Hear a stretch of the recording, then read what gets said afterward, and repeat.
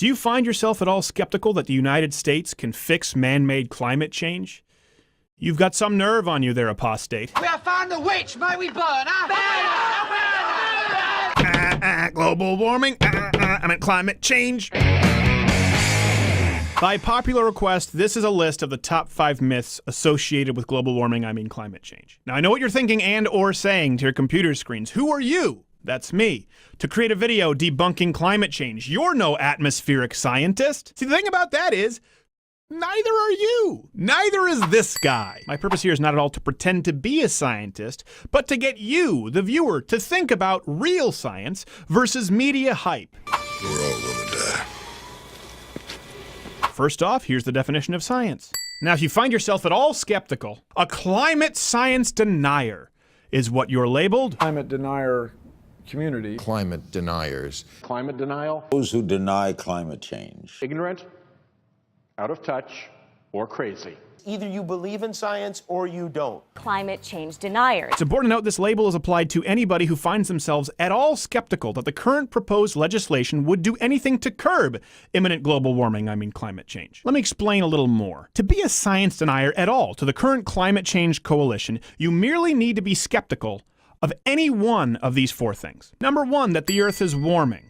Number 2, that humans are the primary cause of it. Number 3, that it will have catastrophic results. And most importantly, number 4, that the only entity competent and fit to stop these results is the United States government or some international form of government. Unless you accept all of those points wholesale, you are labeled a science denier by the same people who often push the idea that gender is merely a figment of your imagination. But that's none of my business. Maybe you believe all of these points, and that's fine. I want to hear from you in the comments section, because unlike the current climate change coalition, I don't believe that my opponents should be jailed. What's your thought on jailing skeptics as war criminals? Well, we'll see what happens. Was it appropriate to jail the guys from Enron? Interesting. Okay, right? So we'll see what happens. Bill Nye the fascist guy. Bill Nye the fascist guy. So I present to you the top 5 global warming, I mean climate change myths that you most likely believe.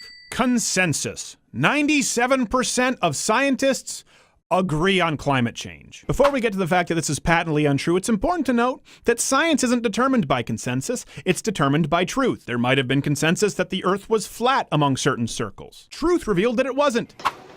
Oops. There was consensus among many groups of Darwinians that black people were less evolved than white people and closer to our common ape-like ancestors. Truth revealed that's not the case. Just kidding.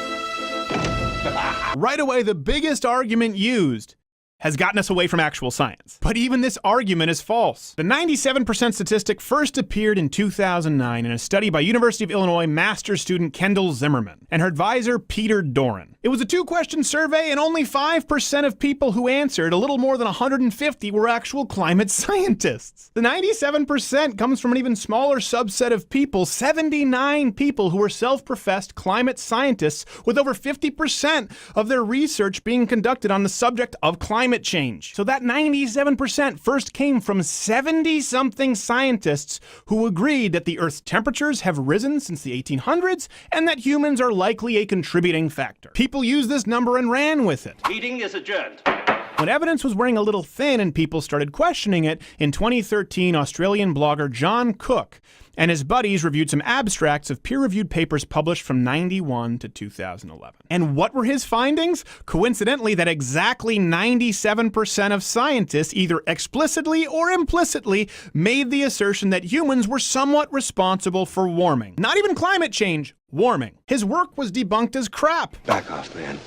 I'm a scientist. In the publication Science and Education in 2013, for example, David R. Legate, I don't know, I'm not racist, a professor of geography at the University of Delaware and former director of its Center for Climatic Research, and 3 co-authors reviewed the same papers as Mr. Cook and found only 41 papers, a whopping 0.3% of all 11,944 abstracts, or 1% of the 4,014 even expressing an opinion.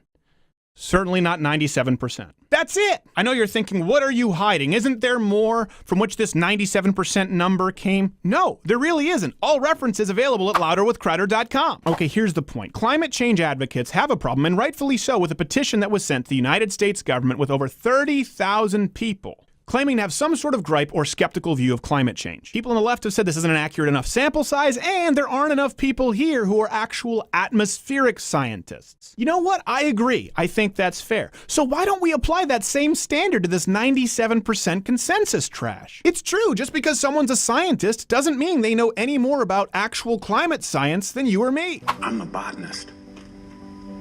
You wouldn't have your gastrointestinologist perform your brain surgery unless, like non-climate scientist Bill Nye, your head is planted firmly up your ass. Bill Nye the douchebag guy. Bill Nye the douchebag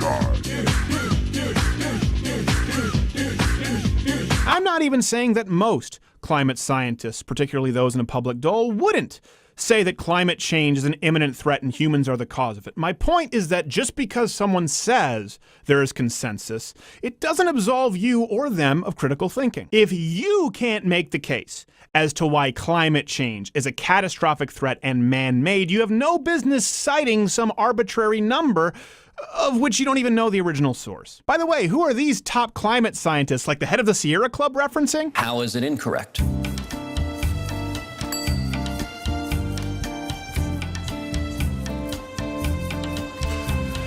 Based upon our experts, it's been refuted long ago, and it's not up for scientific debate. Interns, but that's none of my business. Myth number 2. You've heard this one everywhere. The ice sheets are melting. Truth. The Antarctic ice sheets are actually growing by billions of tons per year. Does that come to me from climate change denial /flatearthers.com? No, how about NASA? According to the new analysis of satellite data, the Antarctic ice sheet showed a net gain of 112 billion tons of ice per year from 1992 to 2001. So where does the myth come from that the ice sheets are melting? The net gain being the key words, slowed down to only 82 billion tons of ice per year between 2003 and 2008. I know what you're thinking. Okay, numbers are relative and billions, it's hard to quantify. Let me give you the worst case scenario. The worst case scenario humanly possible. If the net gains continued to slow at the current rate without fail, it would still take over 3 decades for the Antarctic ice sheet to see any form of net loss. Just like contrary to Al Gore saying that Mount Kilimanjaro would have no snow within the decade, there's plenty of snow, still, year-round. Do we sometimes see it decrease? Absolutely. Anything close to catastrophic? Many scientists say no. Let's clip along here like you're still glad to be watching me. Myth! The polar bears are dying off. Truth! There are possibly more of these soulless killing monsters on Earth today than ever. Certainly since we've begun monitoring them. Oh, I'm gonna kill the bear. Say it, I'm gonna kill the bear. Again, all third-party references at louderwithcrowder.com, where it's possibly a low of around 12,000 in the 1960s with at least 25,000 on Earth today, likely much more. Also, it's one of the few species known to actually hunt humans. The hell are we keeping them around for? Say it, I'm gonna kill the bear. Say it. Say I'm gonna kill the bear. Say it! Science hat off. The polar bear myth was one that was easily sold through Disney films, where we could paint them as cute, cuddly little woodland creatures clinging to an iceberg in an attempt to get your kids to recycle. Don't show your kids this actual polar bear tearing apart this baby seal, tossing his lower intestines across the Alaskan tundra. If their population keeps growing, that won't be a seal, it'll be your son. Science hat back on. Kill all of them. I'm gonna kill the bear. Say it again! I'm gonna kill the bear. And again!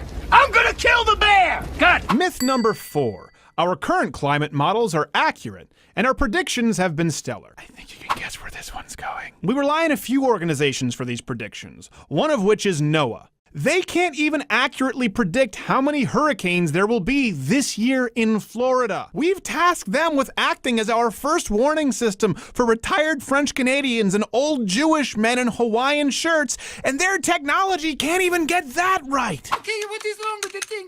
Oh, me, it's not working. It's a yummy night. From ClimateGate to more recently, over 300 scientists are imploring lawmakers to investigate NOAA. Because on record, NOAA scientists upwardly adjusted temperature readings taken from the engine intakes of ships to eliminate the hiatus in global warming from the temperature record. Oh yeah, by the way, they call that the pause. Yeah, by the way, there was a complete and total dead stop to all global warming for over 15 years, and rather than readjust their models, current climate scientists employed by your tax dollars simply chalk it up to being the pause. Yeah, well, you know, that's just like your opinion, man. Where else does this occur in scientific research? Gosh, that groundbreaking cancer drug treatment, we were wrong. For over 15 years, it helped nobody at all. Matter of fact, it might have even given some people cancer. We'll just call it the break. Maybe it's because of this kind of science and the idea that if you're skeptical at all, you're simply a science denier that's led to so many predictions being wrong, including, by the way, nearly all of the predictions made in Al Gore's Oscar-nominated An Inconvenient Truth.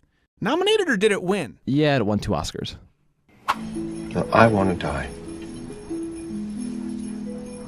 Which predictions, to rattle off a few, like Mount Kilimanjaro as we address the polar bears. North Pole still has ice. He didn't account for the 15-plus year pause, and the weather has not gotten worse. But you can go back to the 70s and find other doomsday predictions, like global cooling, overpopulation, and the mass starvation epidemic, which would have been spread by 1990. Well, funnily enough, I was just talking to my friend about that. Our speedometer's melted, and as a result, it's very hard to say with any degree of accuracy exactly how fast we were going. And of course, the constant predictions of resource depletion, peak oil, and possibly mass extinction. All of these have been made by either your federal government or very respected scientists since the 1970s up until now. When these predictions are verifiably wrong, as they nearly always are, do we recalibrate and say, you know what, maybe things aren't as imminent as we've said, or do we simply dismiss any dissidents as climate science deniers? They've made predictions. You and I and planet Earth has been the experiment. We've been able to test many times the hypothesis, and in many instances, it was wrong. Well, yeah, I could buy that, sure, I guess. You would know better than us, especially since we got a melted speedometer. Abandoning that and moving the goalposts? That's the definition of being anti-science. But again, if you disagree with me, that's great. I think this discussion should take place. I'm not trying to jail you. Again, check all the references at louderwithcreditor.com. Look at the source predictions, and then observe the results. Many of these climate scientists wanted you to believe that even as early as the 1990s, the Earth would be like this. But really, it's been like this. Sunshine, lollipops, and rainbows, everything that's... Matter of fact, one of the most often cited predictions from 2007 in the BBC by Professor Wisław Maslowski, I don't know how I pronounced it, I'm not racist, he predicted that the ice caps would be entirely melted by 2013. When it didn't happen, did they admit they were wrong? No, they just said actually it's going to happen in 2016. That's when the Earth's going to be like this.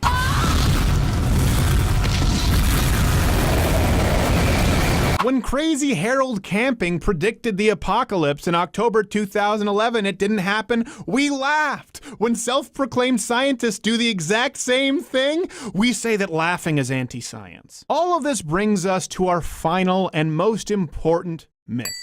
Number 5. That national or international government is the only entity capable of solving imminent climate change catastrophe. After all, something on this large a scale could only be entrusted to the organization responsible for public schools, Medicare, and the post office. Let's start with the United States government. Who can solve it? The EPA? They've demonstrated that they're woefully inept to handle the tasks that have been given to them. Oh, how are those ethanol subsidies working out? You can find countless, very recent examples, like the over $2.2 billion in tax liabilities for green programs under the recent administration. One of the most notorious was Solyndra, who received over $500 million in government loans as an upstart green energy company when we knew that they very likely couldn't pay it back, but there was pressure on the government to lend to green energy. Now, I'm not against green energy, but when the government's tried to incentivize it and manipulate markets, it's turned out to be a disaster, as has been admitted in Germany.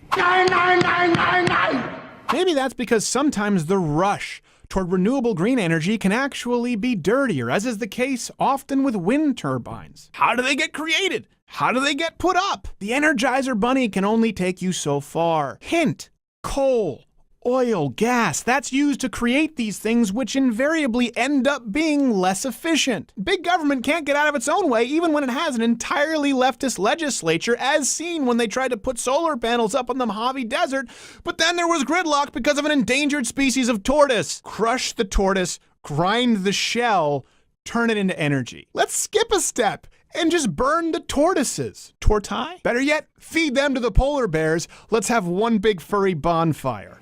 I'm gonna kill the motherfucker.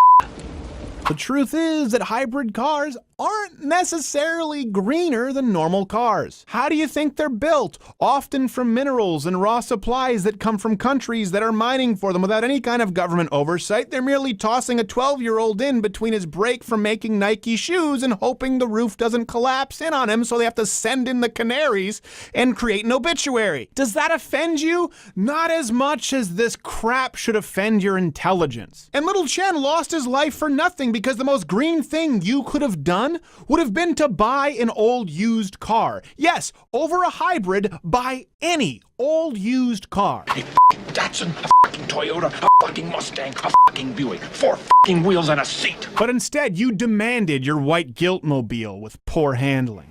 I want a fucking car right fucking now.